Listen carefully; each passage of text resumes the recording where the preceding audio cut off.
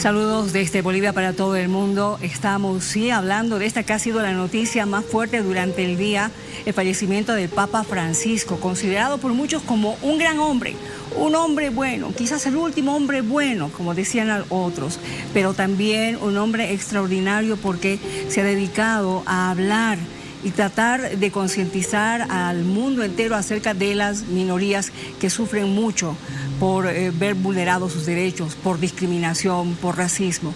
En fin, estamos ahora en este momento en la Catedral de Nuestra Señora de la Paz con nuestro compañero Rudy Espinosa, porque se ha instalado una capilla ardiente en memoria de Papa Francisco. Rudy.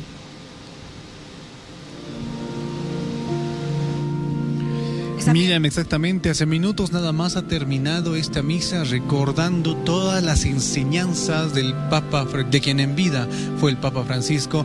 Lo que están viendo ustedes aquí son los cientos de fieles que se han reunido aquí en la Capilla Metropolitana para brindar el último adiós, los buenos deseos y recordar, como les mencionaba nada más, las enseñanzas que nos ha dejado el Papa Francisco. Sobre todo recordando también la llegada que tuvo aquí en 2015 a Bolivia y todo su recorrido, y donde hay varias personas aquí que han visto o han podido ver en todo caso cómo el Papa Francisco ha estado en nuestro país.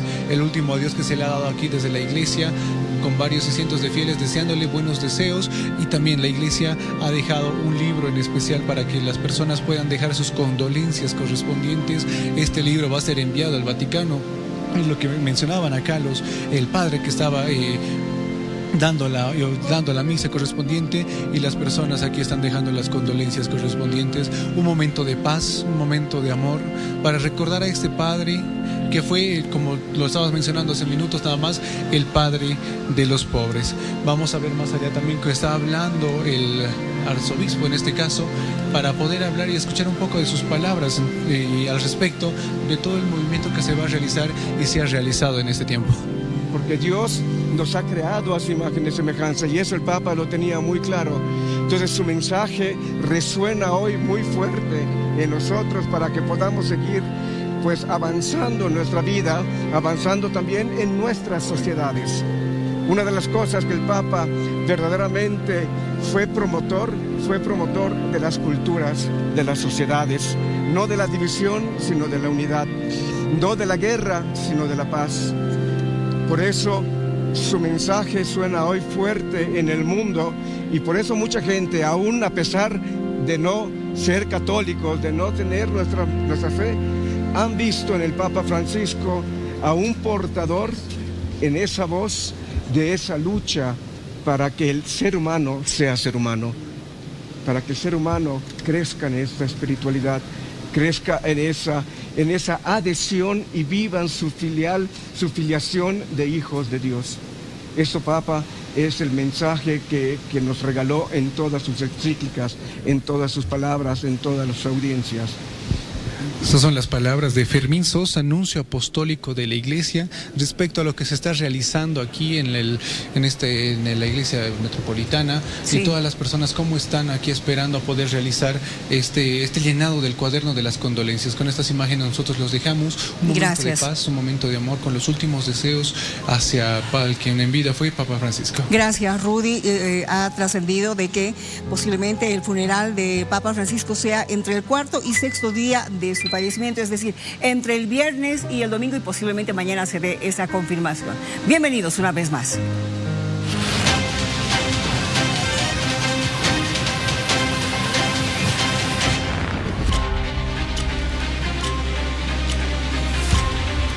Prepárense, por favor, porque tenemos importantes entrevistas en nuestro espacio denominado Bolivia Decide 2025.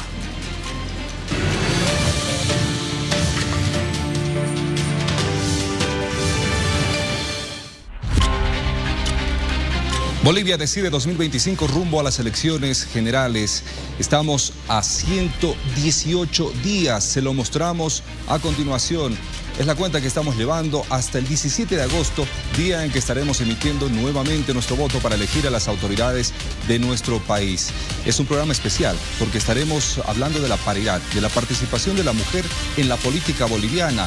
Después de abrir el debate ayer en nuestro programa Bolivia Decide, hay diferentes voces, diferentes repercusiones y vamos a tener una invitada que ha sido parte también fundamental de la política en nuestro país en las pasadas gestiones. Adriana Salvatierra estará con nosotros en minutos nada más para hablar un poco de lo que se viene de acá en adelante, su participación en la política, una posible candidatura, a quién estaría apoyando. Todas las preguntas estarán respondidas en instantes. Ahora, vamos a hablar precisamente de la paridad de género, este debate que se ha abierto, y ayer precisamente teníamos a una panelista que nos daba algunos parámetros en torno a este tema que ha salido nuevamente a flote en nuestra realidad política. Hablamos con la presidenta de la Cámara Boliviana de Empresarias y esto es lo que nos dijo. Desde la Camebol La Paz tenemos una posición muy clara en esto. Hemos ido trabajando no solamente en el empoderamiento económico de las mujeres, sino entendiendo hoy de qué significa estar también haciendo incidencia en políticas públicas, ¿no? Y eso significa hablar de democracia, hablar de paridad. Y para eso, obviamente, las mujeres tenemos que estar en todos los espacios donde se toman decisiones. Estamos hablando ya a partir de convenciones internacionales, de la CEDAW a 30 años de Beijing, de que estamos hablando de una igualdad sustancial. Eso significa que tenemos que romper estas asimetrías entre hombres y mujeres. Estamos buscando justamente que podamos entender dónde nos van a representar para entender las necesidades de las mujeres. Tenemos que fortalecer mucho nuestras capacidades políticas también las mujeres, y eso nos tiene que llevar también a pensar de que obviamente las mujeres, que además somos 50% del planeta, 50% de la población femenina, debemos estar formando parte de las decisiones políticas de nuestro país. Principio de paridad, igualdad, frente a principio de primarias, democracia y soberanía. ¿Cómo explicamos esto? Las mujeres pueden decir queremos ocupar el 50% del poder y los hombres el otro 50%. Bueno, vamos a las primarias de un partido político. Y en las primarias democráticamente dicen quién va a ser candidato a la presidencia y quién candidato a la vice. ¿Y qué pasa si en ese partido político o en esa agrupación te dicen 2 hombres o 2 mujeres? Su soberanía está hecha. ¿Le vas a imponer al soberano la paridad? Ya hemos avanzado, ¿no? En claro, eso, como claro para sí. Tener que hoy día discutir sobre si queremos o no queremos. Hoy en día, según el dato que tengo, el 53% en el poder, en la Cámara Baja, son mujeres. O sea que nosotros ya tenemos acceso a tomar decisiones en el ámbito legislativo. Bolivia está detrás de México. México ya tiene la paridad completa en todos los poderes. Entonces, ahora más bien yo creo que hay que reconocer dónde hemos avanzado en todos estos años, desde el 2009, que tenemos esta garantía de estos derechos, para no perderlos y más bien seguir trabajando en esta igualdad que estamos buscando las mujeres. Posiblemente hoy día no estemos hablando de binomios o no estemos viendo posiblemente mujeres en los binomios, pero estamos ya en un avance. Nosotros creemos firmemente en esta igualdad sustancial, pero no queremos que se utilice el tema de género como una agenda que tenga otros intereses. En el marco de lo que pasó ayer precisamente en ese programa donde se abrió el debate en torno a la paridad y la participación de las mujeres en la política, es que la tenemos de invitada. Está con nosotros Adriana Salvatierra, en su momento presidenta del Senado, y desde el 2019 ha estado ausente prácticamente, o por lo menos de manera visible, en la política de nuestro país. Y lo que mucha gente se pregunta ahora, Adriana Salvatierra, ¿podría ser acompañante en algún binomio para las próximas elecciones? Bienvenida, buenas noches, Gerardo la saluda. Muy buenas noches, Gerardo. Un placer estar con usted en Bolivisión y encantada de estar en este espacio para compartir con la gente, para dialogar sobre diferentes ámbitos. Me habían comentado que iba relacionado más a los desafíos en relación al siguiente gobierno, a los conflictos coyunturales que teníamos y, por supuesto, también tocar las actuales definiciones de candidaturas. A ver, yo creo que yo pertenezco a un espacio colectivo, lo he dicho muchas veces. En ese espacio colectivo hemos tomado un conjunto de decisiones ya desde el 2022, 2023, que guardan relación primero con quien encabeza nuestra preferencia electoral, la posición de nuestro espacio político es la candidatura presidencial de nuestro compañero Evo Morales, y está a ver, lo que se ha pensado hasta el momento y lo que él ha manifestado públicamente es que las reflexiones que venimos llevando adelante de forma colectiva apuntan a que el perfil construido para acompañar el binomio presidencial, independiente del género, esté vinculado principalmente a alguien que pueda presentar una alternativa en términos de reconstrucción de la democracia, reconstrucción de la institucionalidad del Estado y de la justicia, y también aporte en el sentido económico. Entonces, hemos mirado desde esa perspectiva la construcción de nuestro binomio, más allá de la paridad. Creo que es importante resaltar de todas maneras que, sin buscar atribuirnos exclusivamente a los grandes logros, ha sido en la gestión de Evo Morales donde precisamente se modificó la constitución política del Estado, donde se planteó una ley del régimen electoral que incorpore la paridad como un requisito sin el cual no pueden presentarse elecciones los partidos, y además de avanzar en normativas que regulan el acoso y la violencia política, regulan y sancionan el acoso y la violencia política contra las mujeres. Eso es lo que nos ha permitido a nosotros, y sobre eso tenemos amplios resultados para comentar, pero es lo que nos ha permitido posicionarnos regionalmente como uno de los países que más ha avanzado en la representación de las mujeres. Ahora, este debate, por supuesto que está abierto, aquí estamos dándolo. Hace poco se dio una presentación de la agenda de las mujeres en la que también se hablaba de la necesidad de impulsar binomios paritarios. Esto no es un debate desconocido a nivel regional, de hecho se ha planteado ya en Ecuador la aplicación del mismo para este proceso electoral, y creo que hacia allá transita también la democracia cada vez más representativa y cada vez más participativa. Ahora, en el marco de la paridad que estamos hablando precisamente y de la línea orgánica que sigue su partido y lo ha seguido, como nos manifestaba, si las organizaciones sociales afines a la línea política que acompaña le piden que sea parte de algún binomio o acompañe a algún candidato, ¿Adriana Salvatierra lo haría?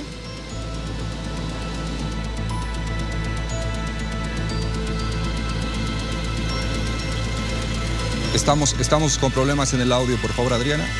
Creo que se ha bloqueado. Perdón. Ahora decía, sí, la escuchamos. Muchas gracias, disculpe. Sí, o sea, a ver, primero nosotros vamos a tener un debate colectivo sobre quién creemos que puede asumir esta responsabilidad y representar en el binomio presidencial, y en la construcción de nuestras listas vamos a buscar elegir a nuestros mejores cuadros, aquellos que tengan mayor representatividad y consideren que sea un aporte para la candidatura en cualquier parte de la lista. Nosotros nos caracterizamos como fuerza política, y así lo ha venido construyendo desde el principio nuestro compañero Evo Morales, por intentar realizar un tejido social donde se tomen en cuenta los equilibrios regionales, los equilibrios de aporte de diferentes sectores, gremiales, campesinos, indígenas, profesionales, juventudes, y obviamente respetando algo que nosotros también impulsamos desde la gestión de Evo Morales, que ha sido la construcción de listas paritarias, listas representativas de la composición social. Entonces, en ese sentido, tanto desde lo individual como desde lo colectivo, nosotros vamos a buscar a los mejores referentes, y por supuesto, cada uno de nuestros cuadros políticos, y en eso me incluyo, tenemos la responsabilidad de prepararnos para asumir las tareas que sean determinadas a partir de esto que mencionaba, los espacios y los escenarios de decisiones colectivas. Buenas noches, Adriana. De todas maneras, puntualizando este debate del binomio y la equidad de género, en caso de ser declarado procedente el recurso, se va a tener que obligar a los partidos a tener un binomio con paridad. En ese ámbito, de darse esa situación, ¿usted se podría considerar como una opción dentro de ese debate colectivo en el sector, básicamente, de la fuerza partidaria del levismo? ¿O qué otros cuadros también considera femeninos podrían formar parte de ese binomio? A ver, yo creo que no es una decisión de carácter personal, insisto. Las decisiones nosotros las asumimos de forma colectiva, y la responsabilidad de cada uno de los miembros de nuestro espacio político es prepararse para asumir las responsabilidades, para asumir la delegación de tareas que se tienen desde este espacio. Yo particularmente, y lo digo en lo personal, o sea, yo intento siempre y tengo un recurrente esfuerzo por continuar ese proceso de formación personal que contribuya a que yo pueda aportar desde mi espacio político, para que yo pueda aportar desde el debate político, desde las ideas, desde la construcción de nuevas propuestas, etc. O sea, yo de hecho por eso me he incorporado en la Comisión de Programa de Gobierno. Ahora, perfiles de compañeras, por supuesto que tenemos perfiles de compañeras. Ha dirigido nuestro Congreso de refundación del instrumento político, lo dirigió una mujer de pollera como Flor Aguilar. Hemos tenido en la Asamblea Legislativa una presidenta de la Asamblea Legislativa que ha sido Silvia Lazarte. Hemos tenido en la Asamblea Legislativa Plurinacional presidentas de Cámara, como lo ha sido Gabriela Montaño, o presidentas de brigadas también, que hemos tenido en su momento también muchas otras compañeras, senadoras que han sido reelectas por su buena gestión, como Nélida Cifuentes en Sucre.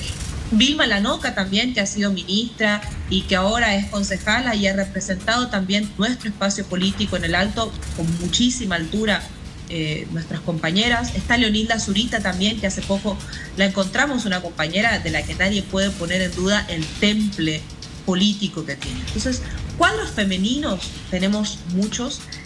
Yo creo que estos cuadros femeninos, me incluyo dentro de la lista, dentro del movimiento al socialismo, hemos tenido diferentes espacios de representación, tareas asignadas desde la vida, en algunos casos, en algunas compañeras dirigencial, también han tenido un paso por el Parlamento y también han tenido un paso por el Ejecutivo.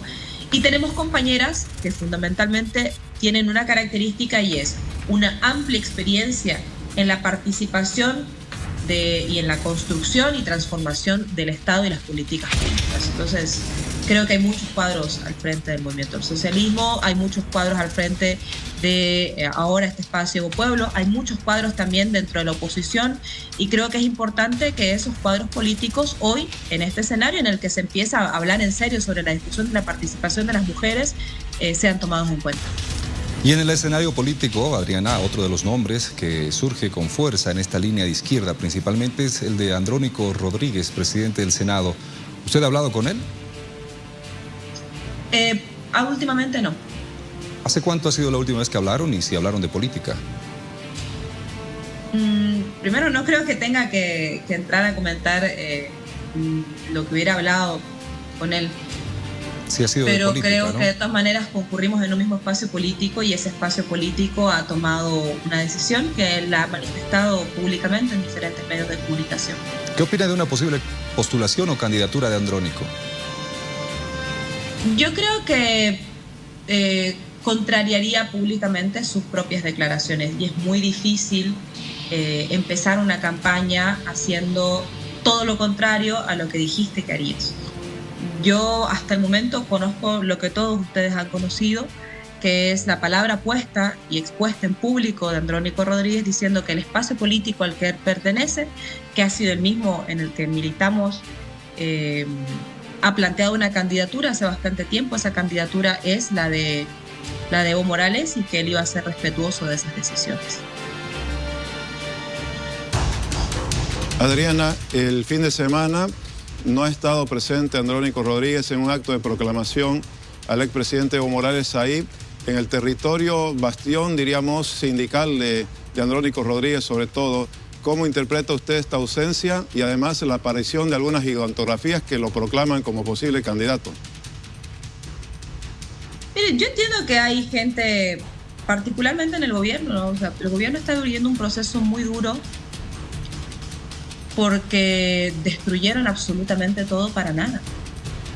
O sea, destruyeron su propia gestión, dilapidaron un capital político que empezó con 55%, creyeron que quedándose con el movimiento al socialismo lograrían sostener ese capital político y no fue así. Las últimas encuestas públicas dan cuenta de que el gobierno enfrenta probablemente los peores momentos por la crisis energética, por la crisis cambiaria, por la crisis inflacionaria que tenemos en este momento, la crisis económica. Entonces, entiendo que hay actores que están vinculados al gobierno, que están buscando una salida, algunos una salida por la derecha, que es Manfred Reyes Villa, y otros que al vaciarse ese capital político que tenía el gobierno del 55%, que lo defendieron durante el primer, segundo año de gestión, hoy empiezan a mirar hacia la figura de Andrónico Rodríguez como una tabla de salvataje. Yo de todas maneras lo que tengo como ustedes son sus palabras, son sus declaraciones y creo que él tiene la solvencia suficiente como para cumplirla. ¿Usted acompañará la marcha anunciada por Evo Morales para inscribir su candidatura en el mes de mayo a la ciudad de La Paz, Adriana? Sí, claro que voy a acompañarla. De hecho, estoy en el equipo de construcción del programa de gobierno.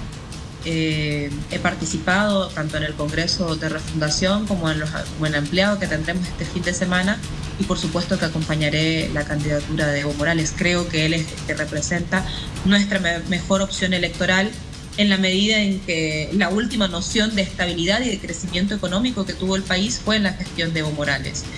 El momento en el que más se redujo la pobreza, en el momento en el que más se democratizó la riqueza, el proceso de inclusión más profundo, y por supuesto un momento de economía donde todos absolutamente crecieron. Y esos resultados no son magia, son producto de una decisión política, de una buena gestión, mayoritariamente una buena gestión. Habrán también sus errores y tendremos que reflexionar sobre aquellos también con la ciudadanía y de cara en este proceso electoral, pero creo que ha sido una gestión que vale la pena que se convierta nuevamente en un capital político para llevar adelante en este proceso electoral. Bien, perfecto. Queremos agradecer su tiempo, Adriana, y estamos atentos a lo que va sucediendo día tras día con esta ya campaña preelectoral rumbo a la inscripción principalmente de candidaturas. Gracias, que tenga buenas noches. Muchísimas gracias, buenas noches. Bien, hay mucho todavía por comentar y hay muchos días por delante, Tufigi, Omar. 118 días, Gerardo. Evidentemente estamos comenzando otra semana, posterior ya al registro de alianzas y partidos políticos, con mucha dinámica política también, Giomar.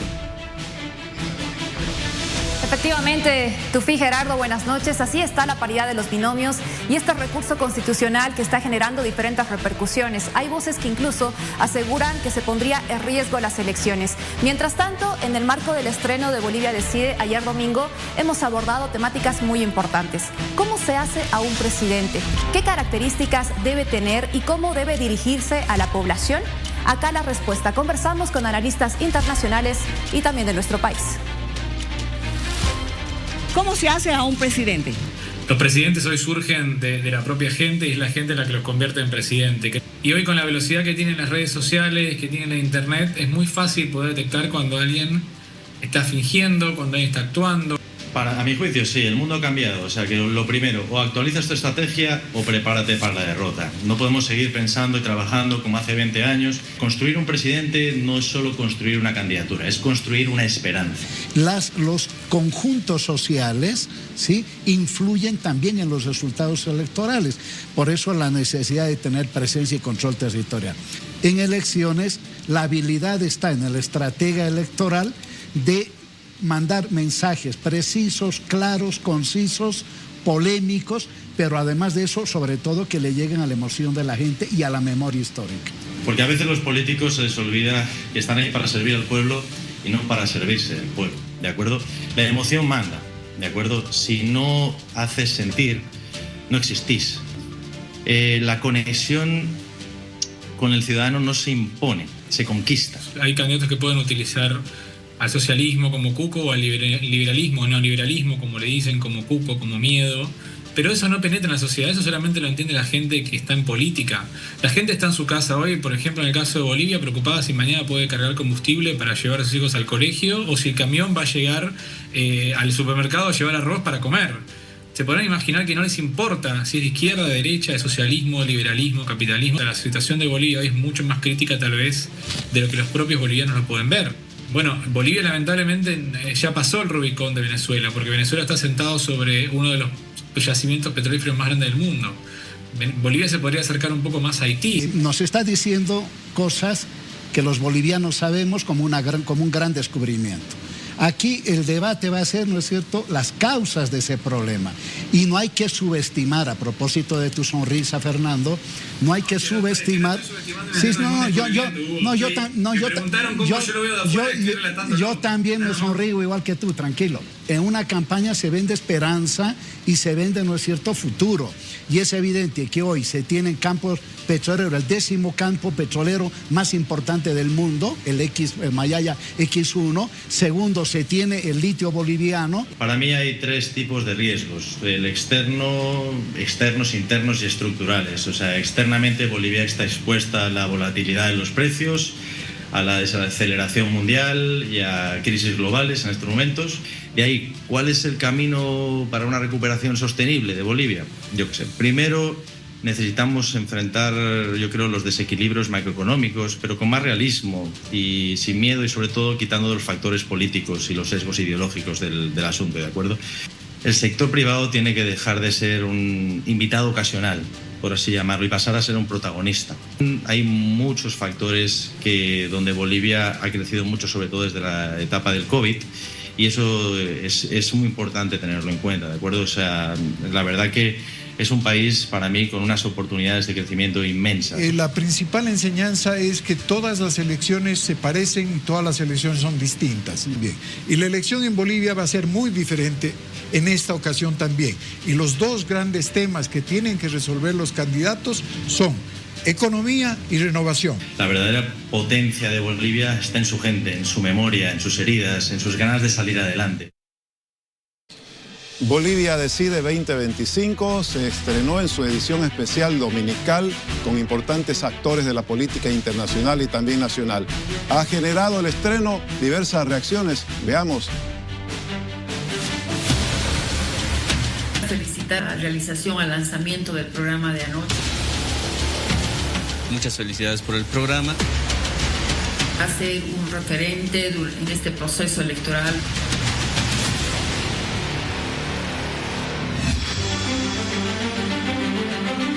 Hace décadas, detrás de cada candidato existe algún tipo de genio o especialista en marketing electoral. Creo que anoche hemos visto a dos que han estado detrás de dos figuras que son polémicas, pero que son al fin figuras ganadoras y que han logrado resultados electorales interesantes.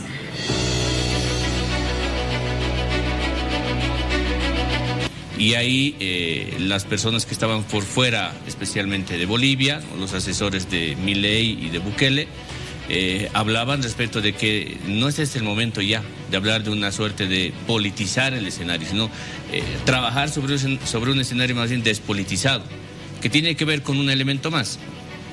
¿Cómo le hablas más bien a las audiencias? Digo audiencias en plural, no en singular. Porque hoy día básicamente lo que tienes que hacer es microsegmentar el mensaje. La ecuación de esperanza, de romper los miedos y de ver futuro pasa también porque haya certidumbre y confianza y credibilidad en quienes han de acompañar para resolver los dos problemas fundamentales que están preocupando a los bolivianos, que son la economía y por supuesto esta demanda de renovación que está subyacente, pero que tiene elementos paradójicos al momento de evaluar las preferencias electorales. No necesariamente existe lo bueno y lo malo, digamos, como dos bloques cerrados, sino que hay una escala de grises que es muy amplia. Y en esa escala de grises, yo lo que veo es que la ira y el miedo tienen la siguiente trayectoria.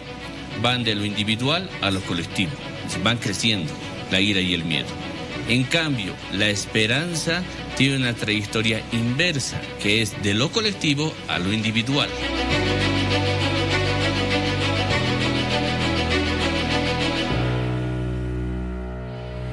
Y es precisamente lo que queremos en Bolivia Decide, compartir información, realizar entrevistas y un análisis que le permita a usted poder emitir un voto responsable. En ese sentido, el vocero de Alianza Libre se ha pronunciado destacando la existencia de este espacio. Aseguró la presencia de Tuto Quiroga cuando sea convocado.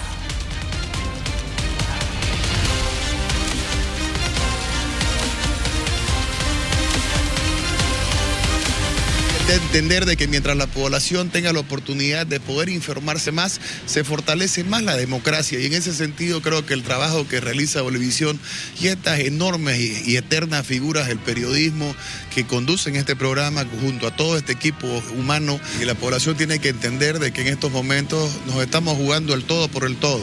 Aquí hay solamente dos caminos, o nos hundimos o nos salvamos. En ese camino creo que obviamente es muy importante de que este espacio esté al servicio de la población boliviana boliviana y que los candidatos puedan ir a debatir, puedan ir a hacer su planteamiento sobre la visión de país que se tiene y que la población, fruto a esto, pueda con ese poder de su voto ejercerlo para poder permitir tener la oportunidad de saber decidir el mejor camino.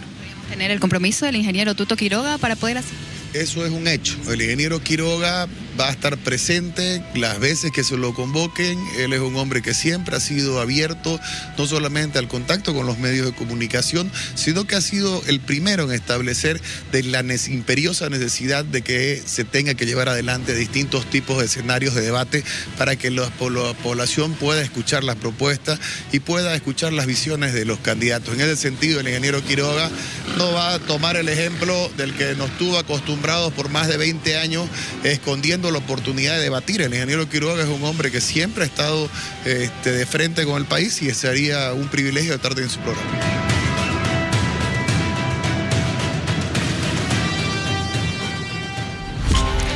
Y así vamos haciendo agenda con análisis, con entrevistas y con mucha información referente a la política de nuestro país rumbo a las elecciones del mes de agosto. Y por supuesto, Tufí, Giomar, mañana tendremos más novedades.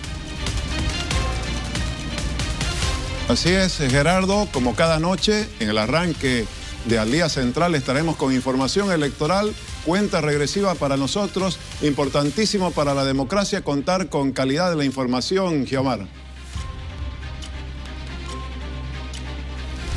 Estamos hablando de una fecha crucial para todos los bolivianos porque vamos a elegir a nuestras autoridades. Son 5 agrupaciones y 11 partidos políticos que se encuentran en carrera y así empezamos la cuenta regresiva para los comicios. Y le vamos a dar a conocer de qué manera hoy el mundo entero se informaba del fallecimiento del Papa Francisco. Escuche. Devo annunciare la morte del nostro Santo Padre Francesco. Alle ore 7:35 di questa mattina, il Vescovo di Roma Francesco è tornato alla casa del Padre. La sua vita tutta intera è stata dedicata al servizio del Signore e della sua Chiesa. Ci ha insegnato a vivere i valori del Vangelo con fedeltà, coraggio e amore universale, in modo particolare a favore dei più poveri ed emarginati. Y por supuesto el Papa Francisco ha marcado también su legado por algunas de las frases que se han quedado en la mente de la gente católica y la no católica también a nivel mundial. Vamos a revisar algunas de ellas. Yo no he querido ser papa es una de las frases, haciendo referencia a la respuesta a un niño en el 2013, un niño que le preguntaba y quería saber qué lo había llevado a convertirse en papa. Vamos a otra de las frases. Si una persona es gay, busca al Señor y tiene buena voluntad, ¿quién soy yo para juzgarla? Esto ha significado también diferentes opiniones a nivel mundial, líderes mundiales y diferentes tipos de colectivos se manifestaron al respecto. Otra de las frases, por favor. ¿Cómo me gustaría una iglesia pobre y para los pobres? Esto también lo dijo Bergoglio, el Papa Francisco, con la intención de mandar un mensaje claro al mundo que quería una iglesia más austera y al servicio de los necesitados, y así lo ha ido reflejando en diferentes acciones que ha tenido. Siguiente frase. Algunos piensan que para ser buenos católicos tenemos que reproducirnos como conejos, pero no. Y sí, lo dijo el Papa, y le voy a dar algunos datos también. Ahí está, esto ha sido aproximadamente a los 3-4 años de haber asumido el papado, y por supuesto con ese lenguaje más cercano a la gente. Esto cuando le llamó la atención a una mujer que tenía 8 hijos. Esto por el peligro de las cesáreas, manifestaban en algunas de las explicaciones, ¿no? Pero es también otra de las frases que ha quedado ahí marcada. Siguiente. Abusar de niños es una enfermedad. Y eso creo que está por demás explicarlo. Pero el Papa empezó a abrir la tela de la investigación a estas denuncias de pederastía dentro de la Iglesia Católica, y por lo menos en sus participaciones públicas siempre manifestaba la apertura que tenía para tratar de sancionar con una manera ejemplificadora a todas aquellas personas pertenecientes a la Iglesia Católica que hayan entrado en ese tipo de delitos. Una persona que piensa en construir muros y no en construir puentes no es un cristiano. Algunas de las frases del Papa Francisco que van a quedar por el resto del tiempo en la memoria de las personas religiosas, no religiosas, católicas y no católicas. Esta frase salía el año 2016.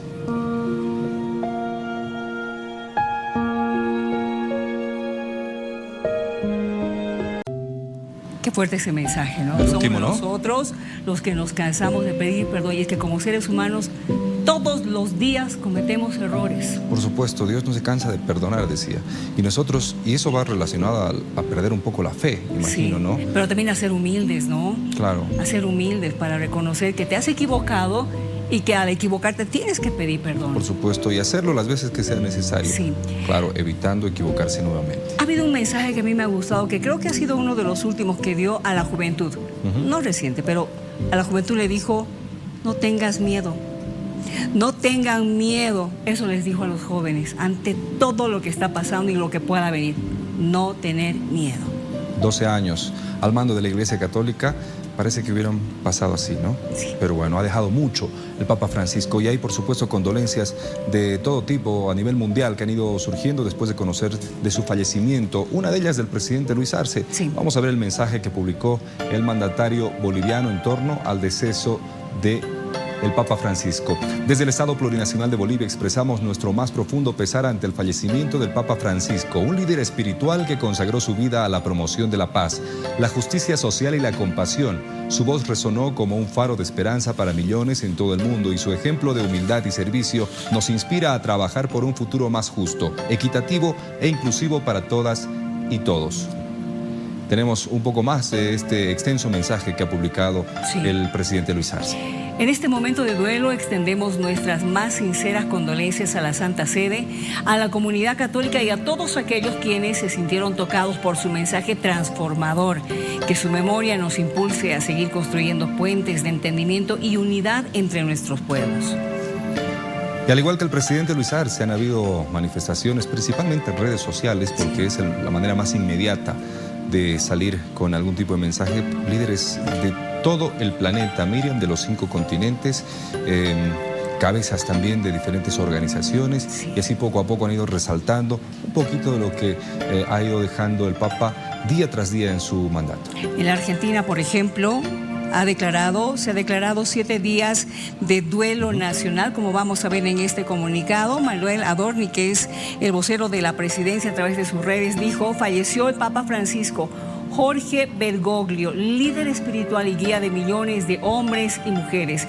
El presidente de la nación decretará 7 días de duelo por el fallecimiento del Santo Padre. Que en paz descanse. Y vamos a tomar contacto con nuestro compañero Rudy Espinosa en la Catedral de la Ciudad de La Paz, porque tenemos entendido que está el embajador argentino en el lugar. Rudy, te escuchamos, adelante. Exactamente, para hablar acerca del fallecimiento del Papa Francisco, un Papa argentino, un Papa de la gente, como todos los han calificado. Me encuentro con el embajador de Argentina. ¿Cómo está el Papa Francisco? Falleció argentino. Bueno, buenas noches. Sí, el Papa siempre se consideró el Papa de América Latina. Creo que así tenemos que recordarlo todos los ciudadanos de América Latina. ¿Qué es lo que más recuerda usted de él, de todas las obras que ha realizado? Él trabajó siempre por el bien común, por la concordia y por la paz. Yo creo que ese es su mensaje en todos sus viajes por el mundo. Él siempre luchó por la paz y ese creo que es su legado, ¿no? Hay un momento, hay un sabor agridulce tal vez, que es una despedida con amor, pero tal vez se lo va a extrañar, ¿no? Yo creo que todos, cuando se va una personalidad tan querida, se va a extrañar, claro, deja un hueco, pero creo que él querría que lo recordemos con alegría, ¿no?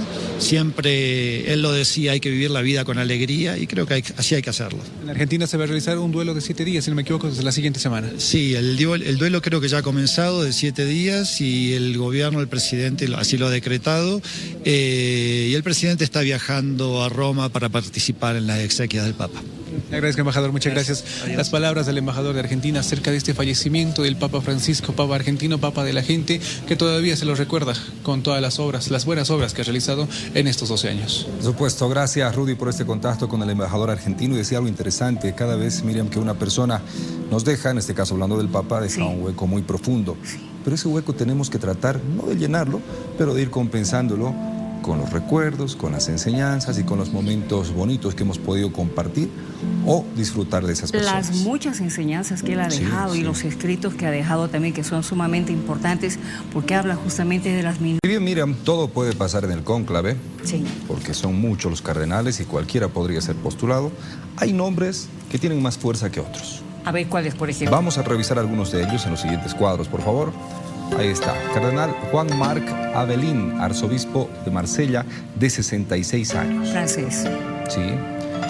Cardenal Peter Erdo, arzobispo de Budapest y primado, de 72 años. A ver, algo más te voy a decir de Peter Erdo, un candidato comprometido gracias a sus amplios contactos con la Iglesia y alguien también en el campo conservador. Vamos con los siguientes cuadros.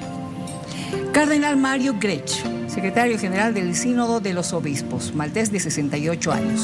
Cardenal Juan José Omella, arzobispo de Barcelona, 79 años. Cardenal Pietro Parolin, secretario de Estado de la Santa Sede, es italiano, diplomático del Vaticano de 70 años. Cardenal Luis Antonio Goquín, prefecto de la Congregación para la Evangelización de los Pueblos, 67 años. Él es de Filipinas. Cardenal Joseph Tobin, arzobispo de Newark, Nueva Jersey, en todo caso, de 72 años. Cardenal Peter Kubut Apiatucson, funcionario del Vaticano, de 66 años. Él es de Ghana. Cardenal Matteo María Zuppi, arzobispo de Bolonia, Italia, de 69 años. Final, pero vamos a seguir hablando del Papa Francisco. Por supuesto, y también de la campaña preelectoral. Sí, señores. Aquí en vivo estamos viendo ahí. Nos vemos, cuídense mucho.